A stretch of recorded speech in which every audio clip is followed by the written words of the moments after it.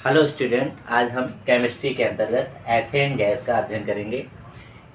इसकी खोज मेथेन के खोजकर्ता जो है 1776 में बोल्गा नामक वैज्ञानिक ने की थी और श्रेय बोल्टा नाम के वैज्ञानिक को जाता है। एल्केन होने के कारण उन्हीं को श्रेय जाता है। बनाने की विधि से पूर्व हमें मालूम होना चाहिए कि एथेन एक प्राकृतिक गैस है और कुल प्राकृतिक गैस में लगभग 10% हिस्सा आपका एथेन गैस का होता है। प्रयोगशाला विधि: सोडियम प्रोपिनेट C2H5COONA, सोडियम प्रोपिनेट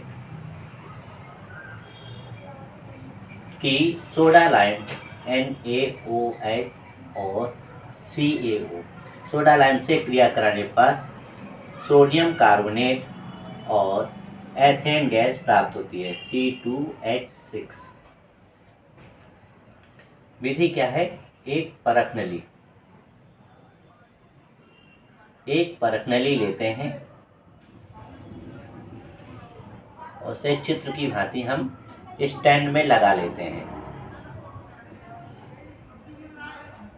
इसमें सोडियम प्रोपिनेट भर लेते हैं, सोडियम प्रोपिनेट, और कीप की सहायता से सोडा लाइम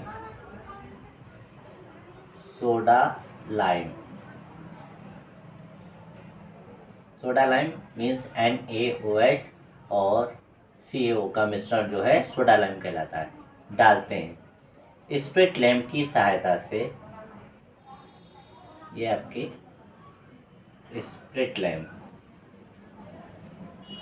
स्प्रिट लैंप या बर्नर की सहायता से गर्म करने पर बनी एथेन गैस निकास नली से होते हुए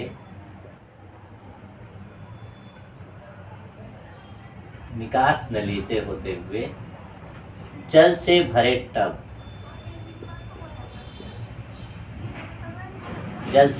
टब में रखे गैस जार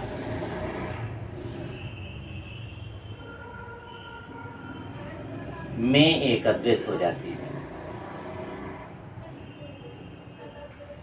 इसके और बनाने की विधि है। हमारे पास एथिल आयोडाइड है C2H5I।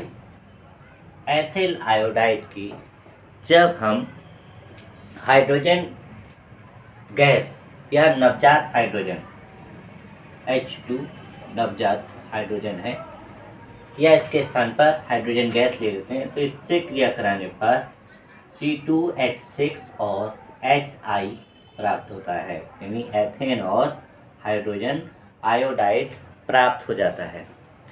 इसी प्रकार यदि हम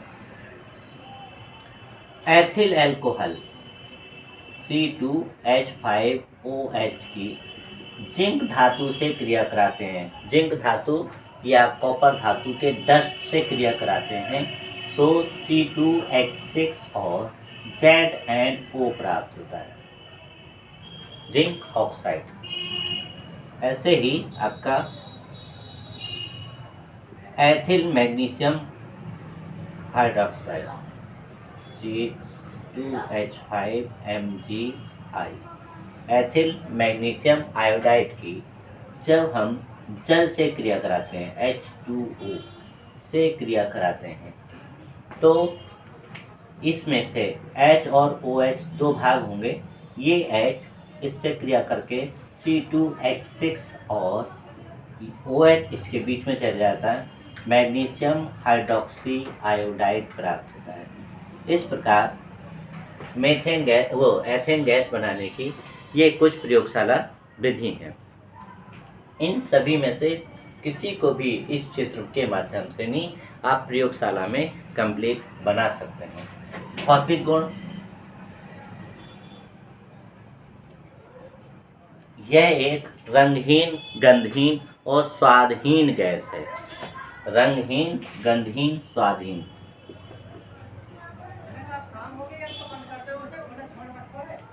स्वादहीन गैस है। इसका गलनांक आपका -172 डिग्री सेल्सियस होता है। 172 डिग्री सेल्सियस होता है। साथ ही इसका जो क्वथनांक है -89, माइनस क्वथनांक -89 डिग्री सेल्सियस होता है। इसके रासायनिक गुण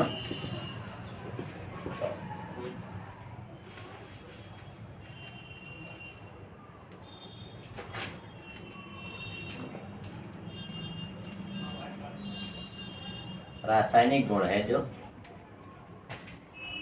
एथेन की C2H6 की ऑक्सीजन से क्रिया कराने पर कार्बन डाइऑक्साइड और जल प्राप्त होता है। इसे संतुलित कर लेते हैं। यदि हम इसे 2C और 2C के आधार पर करें, ये दो है और H यहाँ 3 दूनी 6 करते हैं, तो इसमें 4 और 3 7 ऑक्सीजन होते हैं, और जबकि यहाँ पर 2 हैं, तो ये आपका सही बटे या भिन्न के रूप में ही संख्या आ जाती है। इस कारण इसे सीधे 2 से गुणा करने पर कार्बन C के जो है 4 हो जाते हैं, यहाँ पर 4 हो जाएंगे, और H 6 दूनी 12, यहाँ पर 6 हो जाएंगे। अब O कितने हो गए? यहाँ 8 और 6 14, 7 से गुणा करने पर समीकरण संतुलित हो जाती है। दूसरी गुण है आपका, जब हम एथेन की ऑक्सीजन से क्रिया कराते हैं 350 डिग्री सेल्सियस ताप पर, C2H6 की ऑक्सीजन गैस से क्रिया कराने पर 350 डिग्री सेल्सियस ताप पर, तो आपका एसिटल्डिहाइड CH3CHO और जल प्राप्त होता है। 2C है, 1 और 1, 2C, 6H है, 3H, 4 और 2 6, 2 ऑक्सीजन है और 2 ऑक्सीजन है। इसी तरह से यदि हम एथेन गैस को लगभग 300 डिग्री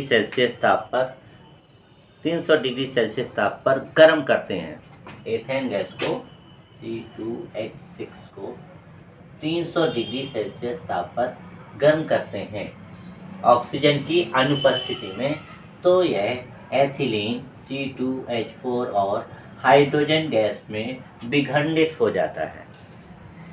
इसी प्रकार से यदि हम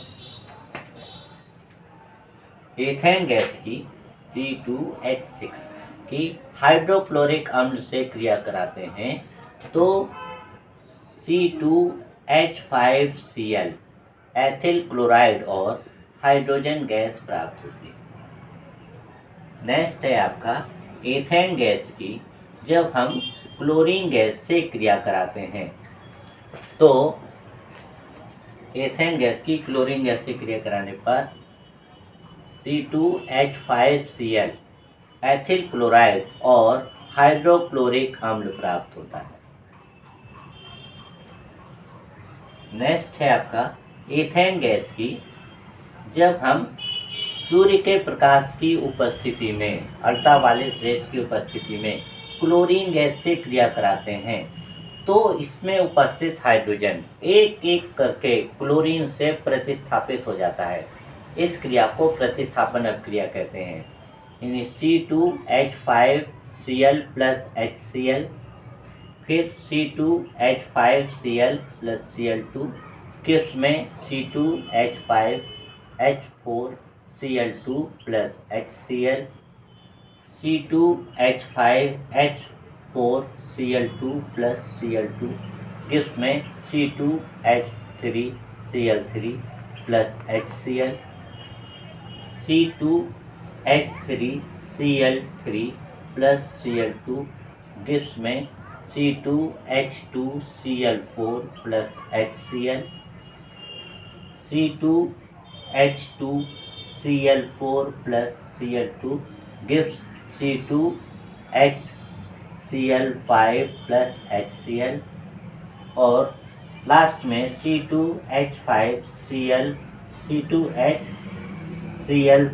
प्लस Cl2, गिब्स में C2Cl6 डाई कार्बन हेक्साक्लोराइड और HCl प्राप्त होता है। तो इस तरह से एक एक करके यह हाइड्रोजन को प्रतिस्थापित करके सारे के सारे H के स्थान पर Cl जुड़ जाता है। इसे प्रतिस्थापन अभिक्रिया कहते हैं। इसी रिएक्शंस को अगर हम क्लोरीन गैस की अधिकता कह लें तो ज़्यादा सही होगा। इसमें आपका ये लेफ्ट मेथिल क्लोराइड, ये एथिल क्लोराइड, एथिल क्लोराइड से कट गया, एथिल डाइक्लोराइड कट गया, एथिल ट्राइक्लोराइड कट गया, एथिल टेट्राक्लोराइड कट गया, पेंटाक्लोराइड कट गया। अब बाकी हम एक साथ लिखेंगे तो C2H6 plus Cl2 1 2 3 4 5 6 Cl2 gives में C2Cl6 प्लस 1 2 3 4 5 6 HCl प्राप्त होता है। तो ये आपका क्लोरीन के द्वारा हाइड्रोजन का प्रतिस्थापन हुआ है, तो इस क्रिया को क्लोरीनीकरण कहेंगे। अगर क्लोरीन की जगह ब्रोमीन से करते तो इसे ब्रोमीनीकरण कहते। अगर आयोडीन है तो आयोडीनीकरण कहते हैं। इसी को सम्मिलित रूप में FCl Br I ये आपके सभी के सभी हैलोजन या कहलाते हैं। इनको हैलाइड कहते हैं। क्या कहते हैं? हैलाइड। तो हैलाइड से क्रिया कराने पर इन्हें कहा, इस रिएक्शंस को हैलोजनीकरण कहते हैं। इसका उपयोग क्या है? इसका उपयोग आपका कृत्रिम कपूर बनाने में, एथिल क्लोराइड बनाने में, एसिटल्डिहाइड बनाने में, एसिटिक अम्ल बनाने में, कार्बन डाइऑक्साइड गैस बनाने में और एथिलीन गैस बनाने में इसका उपयोग किया जाता है। आज की वीडियो में इतना ही। से नेक्स्ट, धन्यवाद।